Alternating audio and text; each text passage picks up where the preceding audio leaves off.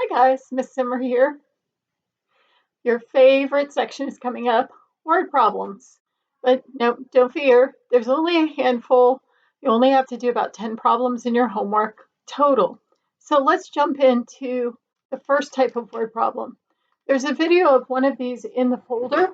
However, I'm going to read it to you first. It says the height h in feet of a golf ball after t seconds is given by h is equal to negative 16t squared plus 96t. So this is the height of a golf ball. So after it's been hit and it's gone t seconds.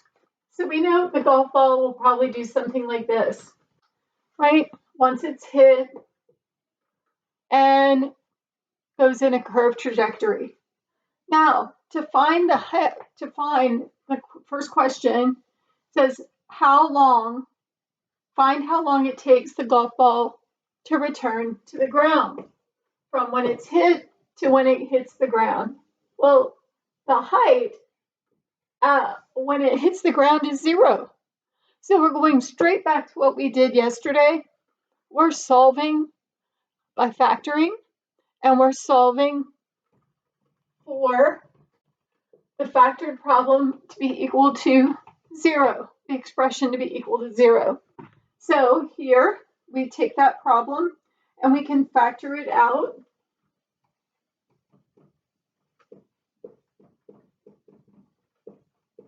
First, we want to take out our common factor, which is negative 16. You definitely want to try out and make sure that you can see that 96 is divisible by 2. Maybe you can see it's divisible by 4, but it's also divisible by 16. So make sure you get that highest factor. Oh, we took out a negative. So this would be minus 6, t minus 6. And not even t squared because we're taking out a GCF of negative 16t. This is a little warm up for me. Okay, so negative 16t is our GCF. Once we take that out, we have t minus 6 left. So what does this mean for our problem? Well, t can be 0 or t minus 6 can be 0. So just like in section 7.6, this is section 7.7 word problems, we're solving and setting each factor equal to 0, the zero factor rule or theorem. So now that we've got that, we want to look and see, do these make sense? Okay. Well, 0 seconds is where when the ball was starting and hit by the club, it was at 0 seconds. That's when it's on the ground. And then in 6 seconds, it's back to the ground again. So that tells us that makes sense. It's at 0 and at 6. Okay? So those are both answers, 0 and 6. Don't just put the 6, put the 0 also, because that counts. It says how long does it take the golf ball to return to the ground? That would be 6 seconds. So actually, if it asks you when did it return, it would be one answer. Okay, one answer. Started at 0, returned at 6. All right, so just in case I was unclear, this would be your answer for the word problem. Yesterday, both of these would be the answer, but today, for 7.7, 7.6, both 7 word problems, only this one makes sense. It left at 0, it returned at 6. All right, so that takes care of the word problem with a trajectory. Anything that has a trajectory, golf ball, baseball, anything that's being thrown or hit. Okay, let's get started with the next type of problem.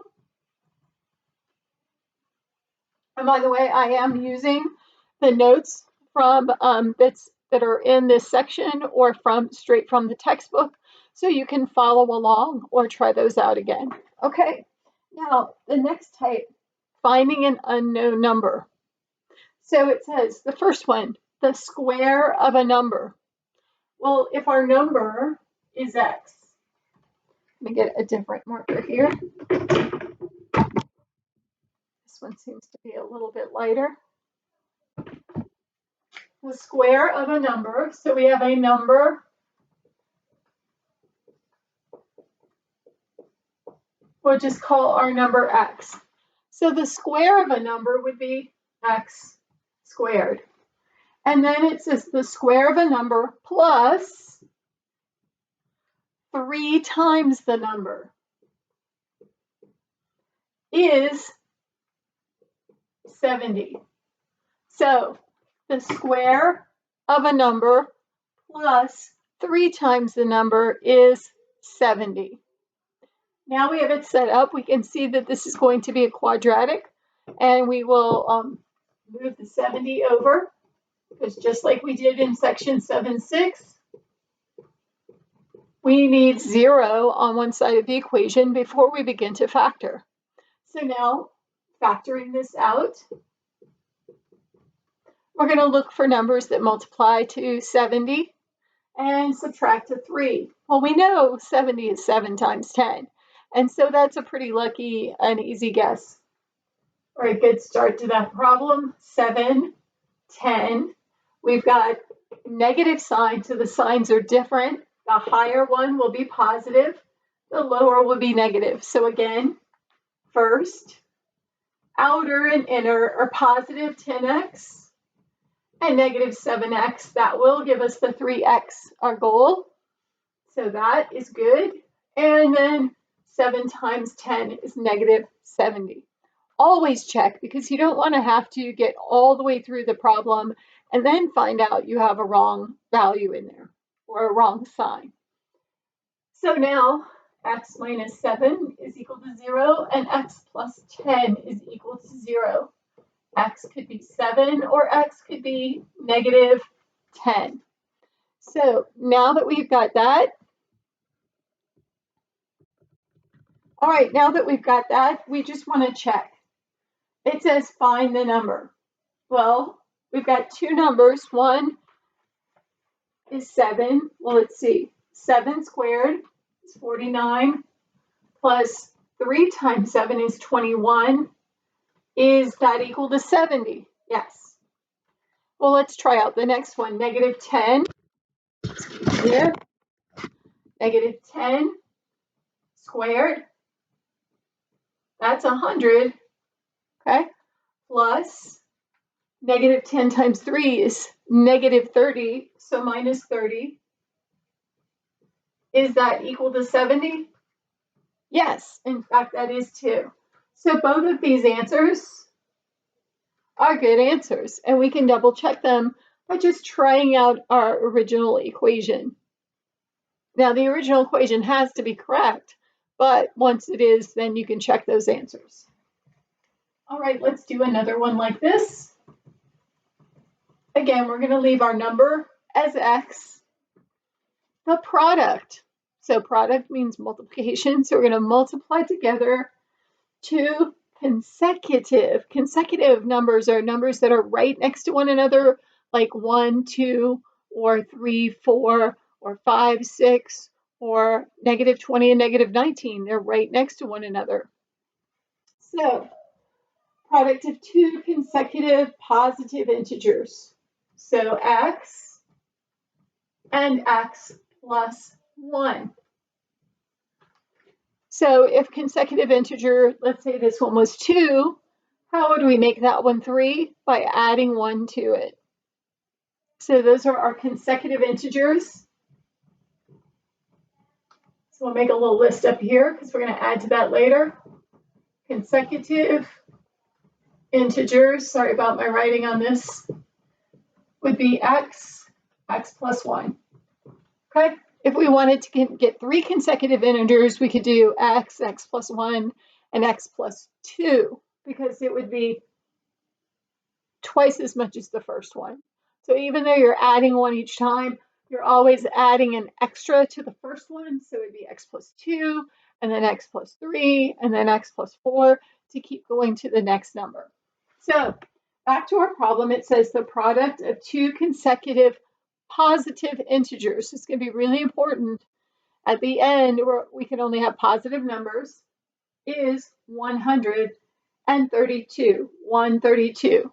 Find the two integers. So their product is 132.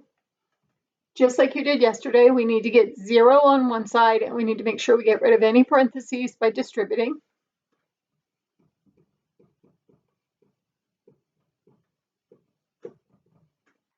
Now you may have to fish around a little bit. We don't have 132 just readily available on the times tables, but if you look around, you'll find 11 and 12 do multiply to 132.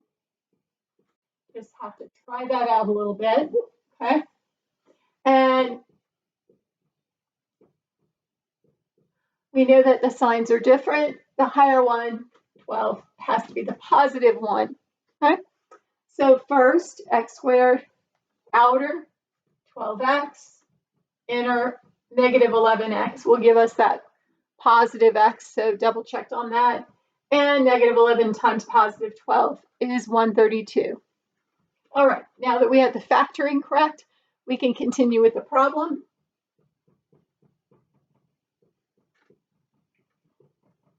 And we get x is equal to 11 and x is equal to negative 12. Well, we said, it said in the problem, it only wanted positive integers. So what does that mean? Any negative answers in this problem? In this problem, not the last one, but this problem, any negatives get thrown out. But it did say find the two integers. So if x is 11, the first one, then the second number is positive 12. Because we just add 1 to it to get our consecutive integers. And that makes sense because 11 times 12, as we noted here, does multiply to 132, and they're consecutive. All right, I'm going to move down to another type of problem using integers, and this time we're going to talk about evens and odds. So if we still have a number x, and we're talking about even numbers, well, let's just do 2, 3, and I just wrote 3. 3 is not even. 2, 4, 6. These are all even numbers. So if x is 2, how do we represent 4? Well, it's 2 more. So it would be x plus 2. What about 6? It may be 2 more than 4, but 4 is not x. If we added 2 more to x plus 2, we would have x plus 4. So notice when we're doing consecutive even numbers, right, instead of adding 1 and then potentially adding 2 and so on here, we're adding 2, 4, the next would be 6, 8. We're actually adding those, we're adding even numbers as we go along because we're jumping up by 2 each time. Now, let's take a look. What would happen if it was odd numbers? Well, isn't 3 2 higher? So if this was 1, wouldn't we still be adding 2? And wouldn't we still be adding another 2 here, which means that this one's adding 4? So this pattern is actually for even or odd. So it doesn't matter. And it seems strange that we're adding even numbers, but the starting number would be odd, so that would be the difference. So let's take a look. We're going to actually jump to example 4 in the text. We're going to go back to one with a triangle in a moment, but I thought it would be good continuity to do this one next. It says find 2 consecutive even integers whose product is 34. So we want 2 consecutive integers, so we're going to use x and x plus 2. So 2 consecutive even integers whose product, so we're going to be multiplying together, and we're going to multiply, and their product is 34. So 2 consecutive even integers whose product multiplication is 34. All right, so now we're going to solve it. X squared plus 2x. We need 0 on this side. So we're going to subtract that 34. Make sure you change that sign when you move it, or else you're going to have a wrong sign and it's going to really mess things up. So now we need numbers that multiply to 34 and subtract to 2, so they're really close together. Let's try oh,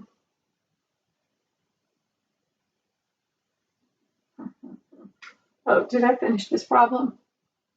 Oh, excuse me, I didn't finish setting this problem up. I almost blew it. Let me move this over because I need a little bit more space.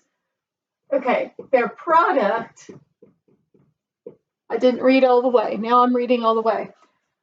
2 consecutive even integers whose product, so this side is correct, is 34 more. So I skipped the more than part. 34 more than their sum. So what do we need to do with these? We need to add them together. X plus 2. Now, you don't need parentheses around anything because we're not multiplying, but you can put them in. They just don't matter here. So the sum of those integers is 34 more than their sum. So the product here is 34 more, so we're actually adding 34 to this side to make them equivalent. So again, their product is 34 more than the sum. You're like, still not getting it, Miss Emmer, because it says 34 more, that this is 34 more. But it's actually this side, the sum is smaller, so that's where the 34 gets added. Think about that, okay? All right. Now we're ready to solve it. Now that we've got the right equation here, we've got x squared plus 2x is equal to 2x plus 36. Now we got to move everything to one side, but notice when we subtract 2x, it disappears from both sides. And then when we subtract the 36 from both sides, we get minus 36 equals 0. This side, 0. This side, x minus 36. Do you see the difference of 2 squares there? The x squared and the 36? So now we have a conjugate, x plus 6, x minus 6. If you are thinking, where did the 6 come from? Remember, this is a perfect square, this is a perfect square, and it's a difference. So that means that's a conjugate, or the square root of each of those values with addition in one parenthesis, subtraction in the other parentheses. Recalling that x times x is x squared. Yes, negative 6 times positive 6 is negative 36, but the outer and inner terms cancel if we were to multiply out those binomials. So now we've got x plus 6 equals 0, x minus 6 equals 0, so x could be negative 6, or x could be positive 6. Well, going back to the problem, let's see if we get to keep both of these numbers or if we have to throw something out. It says find 2 consecutive even integers. It doesn't say positive or negative, so that's good. Whose product is 34 more than their sum. So we need 2 consecutive even integers whose product is 34 more than their sum. Well, if this is x, what are we looking for next? 2x, or x plus 2, not 2x, x plus 2, the next one. So we would have negative 6, negative 7, positive 6, positive 7. Well, let's check it out and see if that actually works and we get the same value on both sides of this equation. Well, let's try the negative 6 first. Negative 6 and negative 6 plus 2, this would be negative 4. Negative 6 and negative 4 would give us 24. Okay, so let's hold that thought. Switch to the other side. Okay, negative 6. Oh, or we could do negative 6, negative 7. Let's just multiply them together. Their product, negative 6 times negative 7, that's positive 42. And then negative 6 plus negative 7 plus 2 plus 34. Well, here we're getting 42. Here we get negative 13 and 36. All right, 36, negative 13. So is that one going to work? No, it's not working. So that answer is going to be thrown out. Whose product is more than their sum. So just double checking the work. These would have to be positive. So what does that mean? The negatives actually don't work in this problem. What does work is positive 6 and 7, which gives us positive 42, positive 6 and 7, which gives us positive 13, and adds up to 40, 36, 13, 49. Okay, I gotta check out 2 consecutive even integers whose product is 34 more than their sum. So those should come out the same, and they're not coming out the same. So I'll have to double check my work. Unfortunately, I did not put, oh, did you catch my mistake? I did. These are supposed to be 2 more. So let's go back and do that with 2 more. So in true Miss Zimmer fashion, I'm showing you what you do. Checking your work is going to be the way that you fix any errors before you put it in MyMathLab and find out big red X. So let's try this again with 6 and 8. So it looks like we have the right answers, just the checking. So 6 and 8, let's try that out. That gives us 48. 6 and 8 here, that's going to give us 14. And let's see what we got. 6 and 8, 48, 6 and 14, 40, 50, 34 plus 2. Oh, don't need that 2 there because that number is already taken care of. Now that makes sense. Plus 34. All right. And now we're getting our 48 on both sides. 6 and 8, check. Well, let's go back to our negative values. Does that make sense if it's negative 14? No, it does not. So it doesn't work for our negative values. It works for our positive values. Now, if that one was confusing, which I'm sure it certainly was because we had to go back and do a little bit of work on that, let's go and do another one to clarify.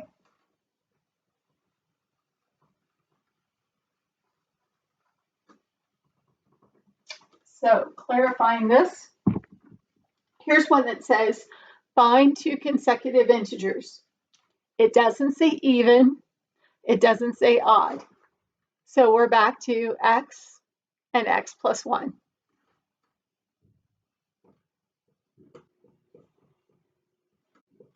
So it says find 2 consecutive integers whose product, so I already put multiplication, is 41 more than the sum. And the sum will be x plus 1. So that was very similar to the last one in that we're doing a product and we're doing a sum. The difference is instead of using consecutive even numbers, we were just using consecutive numbers. So make sure that you have the appropriate variables in there or it won't work. So now we've got x squared plus x equals 2x plus 42. Now when we subtract 2x, we get x squared minus x. We're also going to subtract the 42, and we have 0 on that side. Now, numbers that multiply to 42, we know that 6 and 7 multiply to 42, and they subtract to 1. So that one was pretty easy to find. Different signs, highest one negative or 7, so that we'll get negative 7x, and inside we'll get positive 7x. That will give us the result of negative 1 in the middle, so that's good. We factored it correctly. So x plus 6 is equal to 0. X minus 7 is equal to 0. Now, some of you might say, look, at this point, can I just say, negative 6 and 7? You could without writing the equation. However, one of the most common errors is writing positive 6 and negative 7 in, because notice when you solve this, it's actually negative 6, not positive 6, and it's actually positive 7. Plus the fact that you still have to check your answer before you put it in MyMathLab. If you have 10 problems, checking just makes good sense because you have unlimited time for your homework. Okay, so let's check it out. Negative 6, our consecutive number would be 1 higher negative 5, because we are talking negatives. And you know what I did before? I did negative 6. I should have done negative 6 and negative 4 in the last problem, but that's okay. This one, we're good. So we can check that one out. It still wouldn't work. Negative 6 and negative 5, because it's one higher. 7 and 8. Well, let's see if we're going to keep both of these. Negative 6 times negative 5 is 30. Negative 6 plus negative 5 here, negative 11 plus 41. Hey, that comes up to 30. So that actually works. Okay? Negative 6, negative 5, negative 11 plus 41, 30. Not a problem. Good. So the next set of numbers, we can try them out. 7 and 8. 7 times 7 plus 1, 7 times 8, 56. 7 plus 8, we get 15 plus 41, 56 as well. So that was good. So A plus on that one. Now, I want to go back for just a second. So we have two different pairs that work for this one. Negative 6, negative 5, 7, and 8. Now, I'm going to go back for just a second because I'm realizing, okay, when we did this problem just a moment ago, and we had x times x plus 2. So I'm going back to the first example that used consecutive even. And we had x plus 2 plus 34. And we got to the end and we had an answer negative 6 and 6. And we said 6, 7 worked, but instead of putting, 6 and 8 worked, but instead of putting negative 6 and negative 4, I mistakenly put negative 8. My apologies, because you're adding 2, not subtracting 2. And we know how negatives work. Okay. I guess I'm camera shy right now. Okay. And making mistakes. So we had in this problem, before we factored it, we had x squared minus 36 equals 0, right? And that's why we factored it to those, and we got those answers. Well, let's check this out again. Negative 6 times negative 4 is 24. Negative 6 plus negative 4 is negative 10 plus 34, that's 24 as well. So I was mistaken twice. So going back to that example, having the adding to correctly, it is negative 6, negative 4. Those both give me the correct value. So I do have 2 answers for that one as well. Now, do we always keep the negative answers? No, we don't. So you've seen at least one case where we threw out negative answers. Let's go to triangles now, our last type of problem, and see where you might have to throw some out.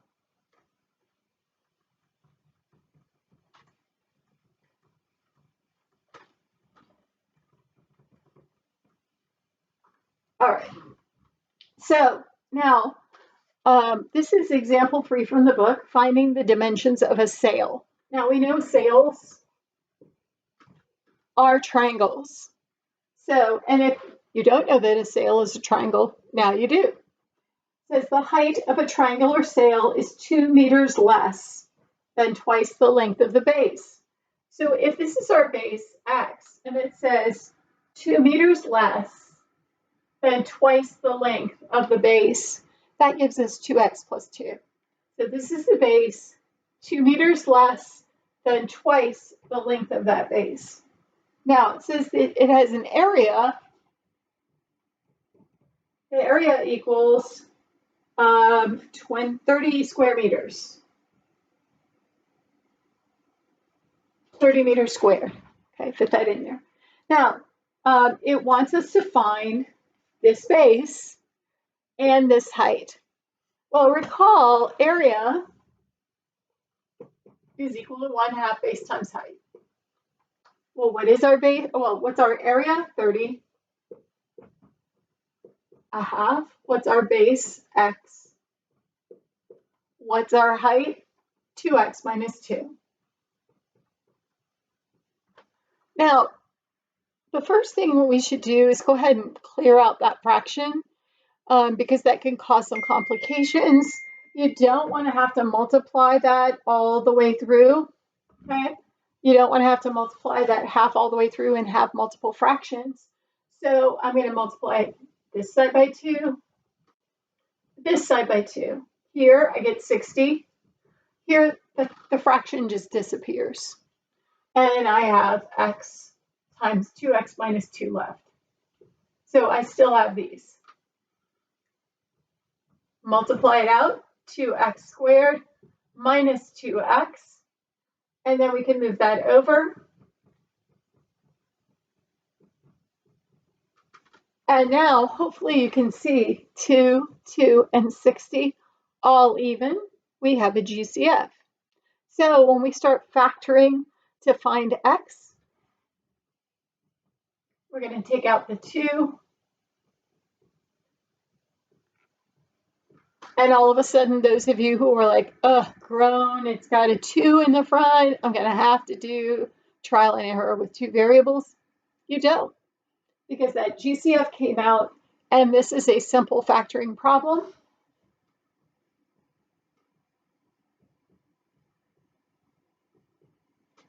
Different signs. Highest one is going to be negative. So we've got 5 and 6 that subtract 1 and multiply to 30. Now, if we do x plus 5 equals 0 and x minus 6 equals 0, okay, we can still see that. X is equal to negative 5. X is equal to 6. Well, tell me, if this is the side of a sail, can it be a negative 5 meters? No. This is one of the circumstances when you're dealing with triangles or any figures in geometry, you can't have any side lengths that are negative. So that one definitely gets thrown out. Now, that means that plugging in, this is 6 meters, and 6 times 2 is 12, minus 2 is 10 meters. So 6 meters and 10 meters for your answers. Okay? Yay. All right, last type of problem is another triangle problem. Some of you may have seen the Pythagorean theorem before, and some of you may not. So let me go over that. A long time ago, Egyptians, Babylonians, they figured out how to make a right triangle. That allowed them to build pyramids and other type of things with right angles. So this is A and B and C. A and B are called legs.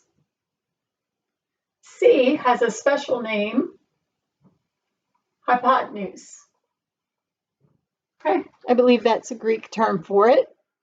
So the legs, the hypotenuse. How do you know where the legs are? Well, the legs are the two sides that form the right angle, and the hypotenuse is the side that is opposite the right angle. And the hypotenuse is always going to be the longest side, always. So the formula, called the Pythagorean theorem, is a squared plus b squared equals c squared. So you'll need that formula for the rest of the problems. We're going to do 2. So the first problem says, find the lengths of the sides of a right triangle if the lengths can be expressed as 3 consecutive even integers. Consecutive even integers. Well, I'm going to go ahead and do a little moving around here. I'm going to move this down.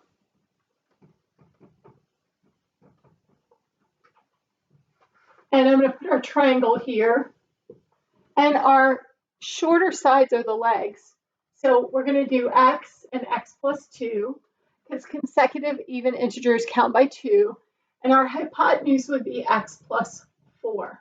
Remember, because if we want that 2 more than this one, x plus 2 more would be x plus 4.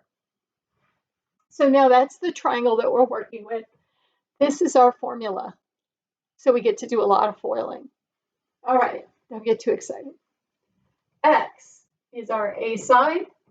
So we just plug that in. Our B side or another side, it doesn't matter which one's A or B. I apologize, I swapped them on you. X plus 2 is another leg. As long as your legs are over here, it doesn't matter which one comes first, A or B or A. And then C is x plus 4 squared. Now, I'm going to go pretty fast on the FOIL. So we got x squared. When we write this x plus 2 times x plus 2, we get x squared. Our outer and inner terms are both 2x, which add to 4x. And then 2 times 2 is 4. So if you need to write x plus 2 times x plus 2, multiply it out, and then put it in there, that's perfectly fine. That works. Same thing with x plus 4. X squared, our outer and inner terms are both 4x, gives us 8x. And then the last one is going to give us 16. Remember, binomial squared always give us a trinomial, never a binomial. You cannot multiply 2 binomials unless they're conjugates. You cannot multiply them together and get anything less than a trinomial. Okay. So now continuing with this problem, it looks really long, but we're going to simplify it right now. Now, luckily we have an x squared on both sides, so we can essentially cancel one out because they subtract away. We have x squared. Now we're going to subtract 8x. We're going to subtract 16. So on this side of the equation, there's nothing left. Here we have negative 4x, and we have negative 12. So now we're down to a simple trinomial factoring. And we have x and x. And what numbers multiply to 12 and subtract to 4? Because our signs are different. Well, that would be 2 and 6, right? You're correct. So now checking first. Outer is negative 6, inner positive 2x. Yes, that would definitely give us negative 4. And negative 6 times 2 is negative 12. So we're almost home. We do have to solve both of these equations. X is equal to negative 2, x is equal to 6. Well, let's take a look. Can x be a negative number or side length of a triangle? No, it cannot. So this one gets thrown out. We keep the 6, and they ask, find the lengths of the sides. So we can't just put in 1, we have to have all 3. And we can double check it in just a moment. So this would be 6. This side would be 8. This side would be 10. Well, let's see if that's true. Well, what is 6 squared? Well, that's 36. What is b, or the other side squared? 8 is squared is 64. And what is our hypotenuse squared? 100. Is that statement true? Absolutely. It's 100 equals 100. So we've got that one. All right, let's do one more, and then we'll wrap it up.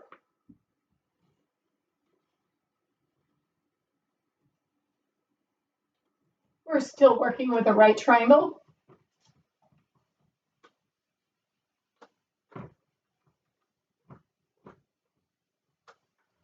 Okay, find the dimensions of a right triangle where the second leg, so one of the legs, is 1 unit less than double the first leg. So let's make this our first leg, x. This is 1 unit less than double that leg. So again, find the dimensions of a right triangle where the second leg is 1 unit less than double the first leg. And the hypotenuse is 1 unit more than double the first leg. So 1 unit less than double one of these legs and 1 unit more than double. Does it matter which one is the first or second? No, it doesn't matter at all. They're interchangeable. All right, we need to find the dimensions of that right triangle. So once again, Pythagorean theorem, a squared plus b squared equals c squared. Let's put our legs in. Leg x, leg 2x minus 1, and our hypotenuse 2x plus 1 squared. So a lot of FOILing. X squared. First, 4x squared.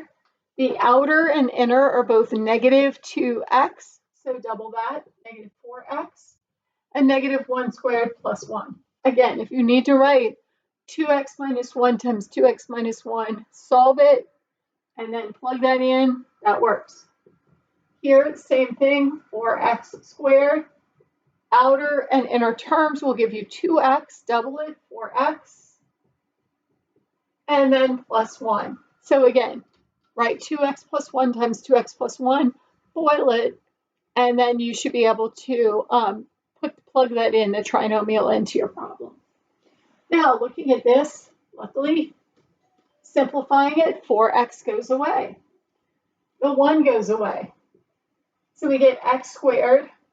When we subtract 4x, we get negative 8x equals 0. Negative 8x equals 0, which is great because it's super simple. There's just a GCF.